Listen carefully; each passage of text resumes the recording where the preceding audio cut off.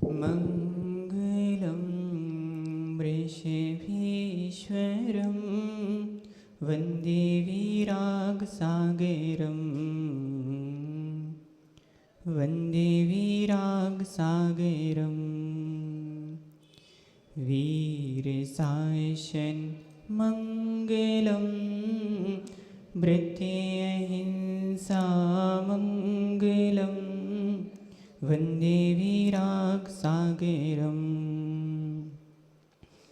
साधना आराधना तप त्याग के हो रूप तुम छावे हो वात्सल्य की चर्या की तपती धूप तुम तीन लोकों में तुम्ही हो सत्य शिव और सुंदरम वंदे वीरागसागरम।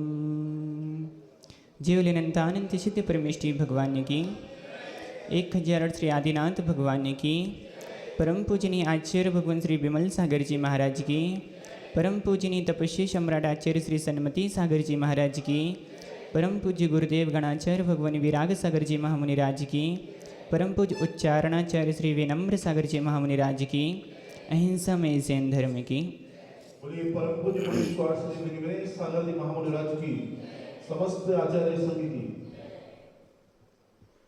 महानुभाव,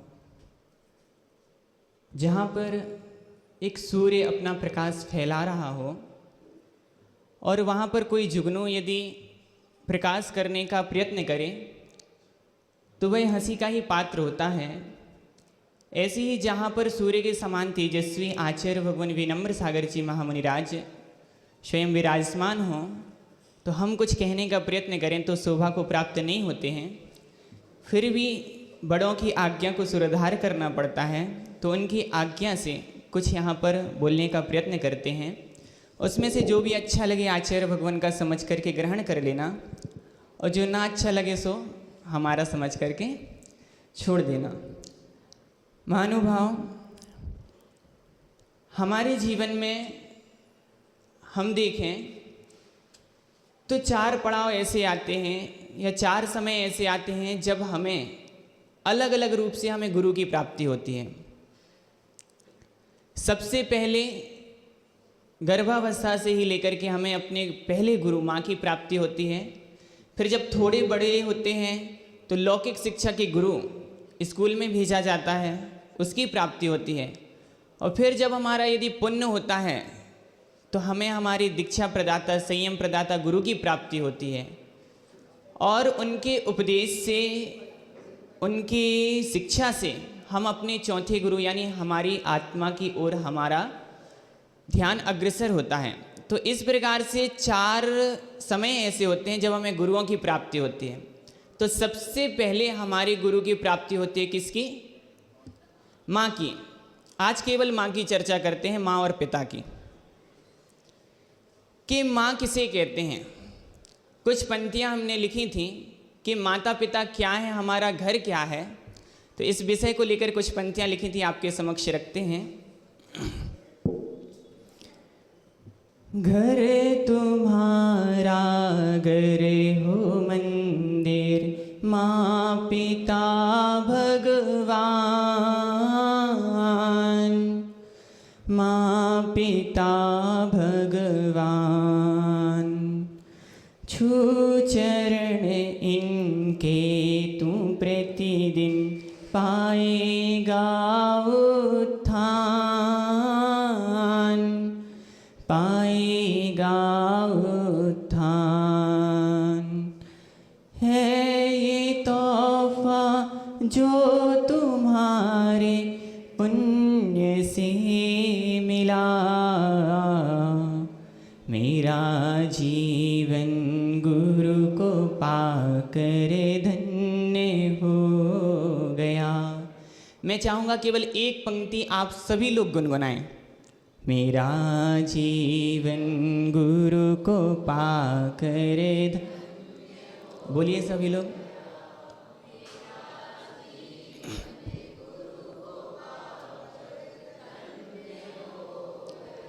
महानुभाव, वैसे देखा जाए तो माँ शब्द केवल एक अक्षर का ही शब्द है, सबसे छोटा शब्द है, लेकिन जब इसकी व्याख्या करें तो अनेक अनेक डायरी, अनेक अनेक ग्रंथ बन जाया करते हैं। माँ की करुणा और माँ की कीमत, जब हमारे पास कोई वस्तु हमें सहजता में प्राप्त हो जाती है तो उसकी हम सही कीमत नहीं कर पाते। उसकी सही कीमत हमें कब मालूम पड़ती है? जब वो वस्तु हमसे दूर हो जाती है, उसका हमारे जीवन में अभाव होता है। आजकल देखा जाता है कई बच्चे के माता पिता रहते हैं लेकिन वो उनकी कीमत नहीं कर पाते हैं, माता पिता को धुतकारते हैं, उनको जवाब देने लगते हैं। तो मैं कहता हूँ माता पिता की सही कीमत वो समझ सकता है कि गर्भ में आते ही जिसके पिता की मृत्यु हो गई हो, जन्म देते ही माँ की मृत्यु हो गई हो, दर दर की ठोकरें खा रहा हो, यहाँ वहाँ लोगों के जूठन से पेट भर रहा हो, उस व्यक्ति को माता और पिता की सही कीमत मालूम होती है, क्योंकि वह सोचता है कि यदि माँ होती तो कभी मुझे ऐसे दिन नहीं देखने पड़ते, क्योंकि माँ वो चीज़ होती है कि स्वयं भले भूखी रह जाएगी लेकिन अपने बच्चे को पूरा भोजन कराया करती है, स्वयं अपनी इच्छाओं को दबा कर के रखती है, लेकिन बच्चे के मन में जागी हुई हर इच्छा को पूरा करने का प्रयत्न करती है, स्वयं गीले में सो जाएगी लेकिन बच्चे को सूखे में सुला करके रखती है। माँ की करुणा, माँ का वात्सल्य, माँ का प्रेम, इसका गुणगान तो यूँ कहें कि कितना भी करते जाओ तो कम ही है। जब बच्चे अपनी माता पिता को, अपनी माँ को कष्ट देने की ओर आगे बढ़ते हैं, उन्हें जवाब देने के लिए बढ़ते हैं, तो उनके लिए एक बात कहता हूँ कि जब भी आपके मन में ये विचार आ जाए अपनी माँ को दुख देने के लिए, तो केवल थोड़ी देर के लिए रुक जाना और मैं जो प्रैक्टिकल बता रहा हूँ वो करके देखना, और उसके बाद आपका जो मन कहे सो करना। 1-2 किलो का पत्थर, कितना? 2 किलो का पत्थर अपने पेट में बांध लेना और मात्र 9 घंटे के लिए खाना पीना, उठना बैठना, सोना, जो कुछ भी करना वो पत्थर को बांधे बांधे करना। आप गारंटी देता हूँ कि आप 9 घंटे में परेशान हो जाएंगे वो 2 किलो का पत्थर बांधे हुए अपने पेट में। लेकिन अपनी माँ से पूछना कि हे माँ, जो आज मैं 9 घंटे में इतना परेशान हो गया, जब मैं आपके गर्भ में था तो आपने 9 माह मुझे गर्भ में रखा, तो आपको क्या कभी तकलीफ हुई थी क्या? कभी परेशानी हुई थी क्या? कभी आपने सोचा था कि ये भार मुझ पर कहाँ से आ गया? अगर सच्ची माँ होगी तो यही जवाब देगी कि बेटा, मुझे कभी अपने गर्भ का भार नहीं लगा। जब तू अंदर से पैर भी मारता था तो मुझे खुशी होती थी कि मेरा बच्चा सुरक्षित है। और जो अपन 9 घंटे में परेशान हो गए, फिर अपन को एहसास होता है कि माँ जो हमारी थी, कैसे 9 महीने तक क्या क्या तकलीफ़ें झेल करके उसने हमें अपने गर्भ में रखा होगा। जन्म दिया तो हमने कितना कष्ट उसको दिया, तब हमारा जन्म हुआ। और जब हम छोटे थे तो कभी कभी माँ की सैया गीली कर देते थे, तो माँ भले गीले में सो जाती थी, लेकिन रात के 12 भी बजे हों तो जाग करके अपने बच्चे की सफाई करती थी और फिर उसे सूखे में सुलाती थी। जब ऐसी करुणा, ऐसी उसका वात्सल्य, ऐसा उसका प्रेम जब हमारे अंदर याद आता है हमें, तो माँ को कष्ट देने के भाव दूर से ही भाग जाते हैं। और हम देखें कि माँ का उपकार, क्योंकि हम इस जीवन में आए हैं तो एक कोरे कागज़ की तरह आते हैं, और माँ के हाथ में एक पेंसिल होती है। जैसे हमारे सामने कोरा कागज़ रखा हो, हमारे हाथ में पेंसिल हो और हम जो चाहें उसमें लिख सकते हैं, ऐसे ही कि माँ के हाथ में बच्चे की डोर होती है। वो चाहे तो अच्छे संस्कारों से बच्चे को आचार्य भगवान विद्यासागर, आचार्य भगवान विराग सागर और आचार्य भगवान विरम्य सागर जैसा संत बना सकती है, और चाहे तो अपने बच्चे को अवगुणों का संस्कार देकर के एक व्यसनी, एक दुराचारी भी व्यक्ति बना सकती है। क्योंकि अभिमन्यु ने चक्रव्यूह की भेदन की रचना कहाँ सीखी थी? कहाँ सीखी थी? माँ के गर्भ में। यानी जब वो गर्भ में था तो माता पिता चर्चा कर रहे थे, उससे उसने शिक्षा ले ली थी कि युद्ध की शिक्षाएं वो ग्रहण कर लेता था। लेकिन आजकल देखते हैं कि चक्रव्यूह भेदना तो छोड़ो, संस्कारवान तो छोड़ो, आजकल बच्चों को मोबाइल चलाने की शिक्षा गर्भ में मिल जाती है। क्योंकि जब बच्चा गर्भ में होता है तो माँ मोबाइल चला रही होती है, डॉक्टर ने बोल दिया कि बेड रेस्ट 9 महीने के लिए, तो बस जो माँ होती है बढ़िया खुश हो जाती है, अब तो सारा काम सासू जी के ऊपर, अपन तो आराम से बिस्तर में पड़े रहेंगे, आराम करेंगे, और चलाती रहती है मोबाइल।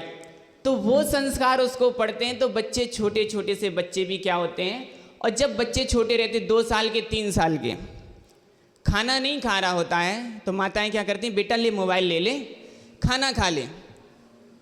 क्या करती हैं, मोबाइल ले ले, खाना खा ले। शिकायत रहती है कि फिर जब बड़े हो जाते हैं, अरे महाराज जी हमारा बच्चा है दिन भर मोबाइल में लगा रहता है, मोबाइल छोड़ता ही नहीं है। अरे मोबाइल दिया किसने, अरे बच्चा खाना ही नहीं खा रहा था, अरे 2 चांटे उसके गाल में लगाते तो खाना जरूर खा लेता।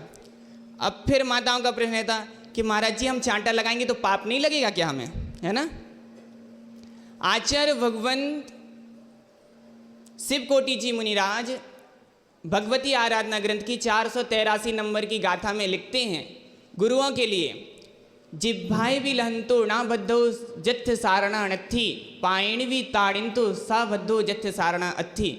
वहाँ पर उन्होंने कहा कि जो गुरु शिष्य के अवगुण को देखता हुआ भी उनकी उपेक्षा करता है, उनका निवारण नहीं करता है, तो उस गुरु का प्रिय वचन भी शिष्य का अकल्याण करने वाला होता है।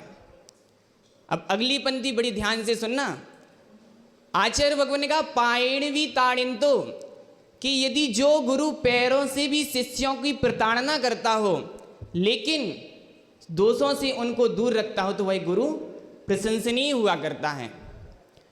तो आचार्य महाराज के लिए, वहाँ गुरुओं के लिए आचार्य भगवान ने कहा कि पैरों से भी प्रताड़ित करे लेकिन दोषों से उनको दूर रखे।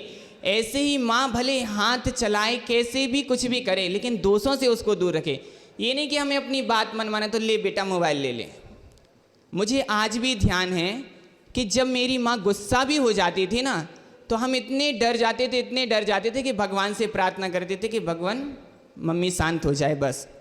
एक बार का मुझे आज सीन भी याद है कि माँ गुस्सा हो गई थी, उसने हाथ वगैरह कुछ नहीं चलाई, केवल गुस्सा हो गई थी, तो अंदर से इतनी घबराहट हुई कि मुझे वहीं पे वॉमिटिंग हो गई थी। तो बच्चों को शुरू से अपन को ऐसे ढाल करके रखना चाहिए कि हाथ चलाना तो बहुत दूर की बात, अपन आंखें भी दिखाएं तो बच्चा संभल जाए। जब ऐसे संस्कार अपन उसको देते हैं तो बाद में वो बड़े होकर के माँ बाप की भी कीमत करता है। आज अपन ने उसको माँ के दूध की जगह बोतल का दूध पिला दिया, लोरियों की जगह फिल्मी गाने सुना दिए, भोजन की जगह फास्ट फूड खिला रहे हैं। अब कहाँ से संस्कार आए। और फास्ट फूड तो और तले हुए मसाले वाले मिर्चीदार ऐसे पदार्थ जब खाते हैं तो अंदर से वासनाएं और विकार भड़कते हैं, और फिर बच्चे, और आजकल तो अपन की पढ़ाई अपन बाहर भेज देते हैं, बच्चे अकेले रह रहे हैं, अपन को यहाँ कुछ पता ही नहीं कि बच्चे कहाँ जा रहे हैं, किससे मिल रहे, किससे बात कर रहे हैं। अपन ने तो विश्वास कर चाहे हाँ मेरी बच्ची बहुत अच्छी है।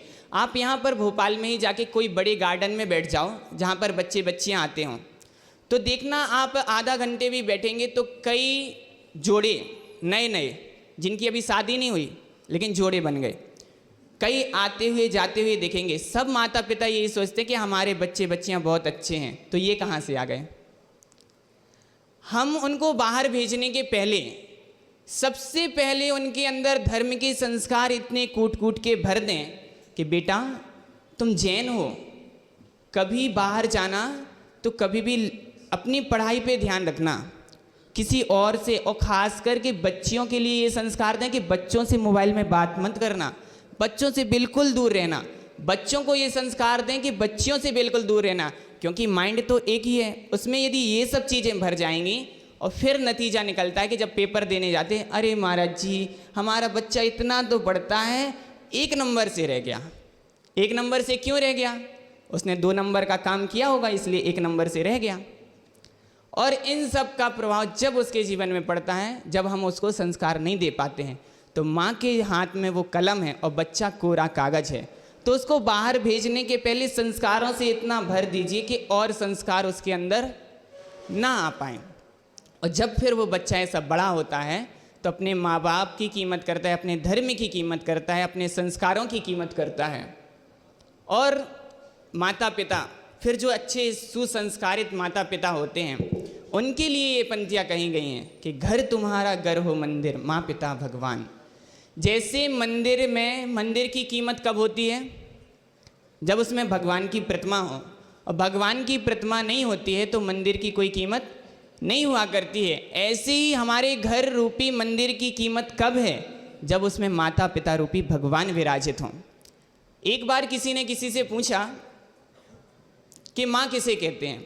चलो हम आप सबसे पूछते हैं, बताइए माँ किसे कहते हैं? किसी को नहीं पता माँ किसे कहते हैं। चलो हम बता रहे, आप में से अधिकतर लोगों का यही जवाब होगा कि महाराज जी जो हमें जन्म देती है, हमें पालती पोसती बड़ा करती, सो हमारी माँ कहलाती, बस, है ना। लेकिन एक बार किसी व्यक्ति ने किसी से पूछा कि भैया माँ किसे कहते हैं, तो उसका उत्तर सुनिए। उसने बोला जो आदिनाथ जैसा तीर्थंकर बनने वाले बालक को जो अपनी कोख से जन्म दे दिया करती है उसे कहते हैं माँ। आचार्य भगवान विराग सागर, आचार्य विनम्र सागर जैसा संत बनने वाले बालक को भी जो अपनी गोद में सुला लिया करती है उसे कहते हैं माँ। अपनी संतान की रक्षा के लिए एक योद्धा की तरह सारी दुनिया से लड़ने को तैयार हो जाती है उसे कहते हैं माँ। और जो जन्नत को भी अपने कदमों के नीचे दबा लिया करती है उसे कहते हैं माँ। बच्चे की जन्नत यदि कहीं होती है तो माँ के कदमों के नीचे होती है, और शिष्य की जन्नत कहीं होती है तो गुरु के कदमों के नीचे होती है। जब बच्चा अपने माँ के आंचल में महफूज रहता है, उसके आंचल का पान कर रहा होता है, तब सारे स्वर्ग का वैभव ला करके भी उसके सामने रख दो तो वो उसकी ओर नज़र भी नहीं उठाएगा। क्यों?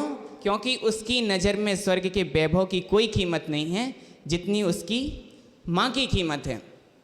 तो ऐसे माँ के विषय में तो और भी बहुत सारी बातें करना है, लेकिन समय अपना हो रहा है, तो केवल 4 पंक्तियाँ माता पिता के लिए सुना करके अपनी वाणी को विराम दूंगा।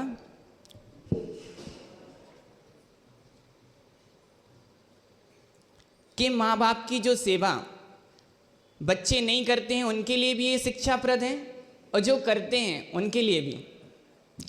करो दिल से सजदा इबादत बनेगी, माँ बाप की सेवा अमानत बनेगी, और जब खुलेगा तुम्हारे गुनाहों का खाता तो माँ बाप की सेवा जमानत बनेगी।